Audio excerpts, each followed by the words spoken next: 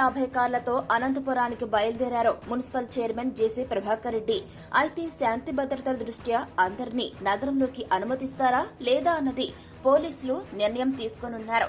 జేసీ ప్రభాకర్ రెడ్డి, జేసీ Asmith Reddy BS4 వాహనాలకు సంబంధించిన case వివిధ పోలీస్ స్టేషన్లలో నమోదైన సంగతి తెలిసిందే. ఎన్ఫోర్స్మెంట్ డైరెక్టరేట్ ఈ కేసును విచారణకు స్వీకరించిన విషయం విదితమే. వైఎస్ఆర్ కాంగ్రెస్ ప్రభుత్వం జేసీ ప్రభాకర్ రెడ్డిపైన కేసులు నమోదు చేయడమే కాకుండా ఆయనకు సంబంధించిన దివాకర్ ట్రావెల్స్ బస్సులను వివిధ కారణాలతో సీజ్ చేసి రోడ్డు మీద తిరగకుండా ఆదేశాలు జారీ చేశారు.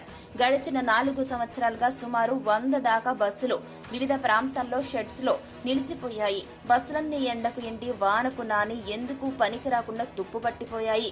దీనంతటికీ రవాణా శాఖ అధికారులతో పాటు ఆనాటి పాలకుల కక్ష సాధింపు ధోరణి అని ప్రభాకర్ రెడ్డి అనేక సందర్భాల్లో ఆరోపించడం జరిగింది. దీనికి బాధ్యులైన వారిపై ప్రస్తుతం ఫిర్యాదు చేస్తున్నట్లు ఆయన ప్రకటించిన సంగతి తెలిసిందే. BS4 వాహనాలు విక్రయించిన సంస్థపై చర్యలు తీసుకోవాలని డిమాండ్ చేస్తూ వస్తున్నారు. ప్రస్తుతం కూటమి అధికారంలోకి రావడంతో ఈ కేసు తిరిగి విచారణ చేయాలని జేసీ ప్రభాకర్ రెడ్డి ఒత్తిడి పెంచారు.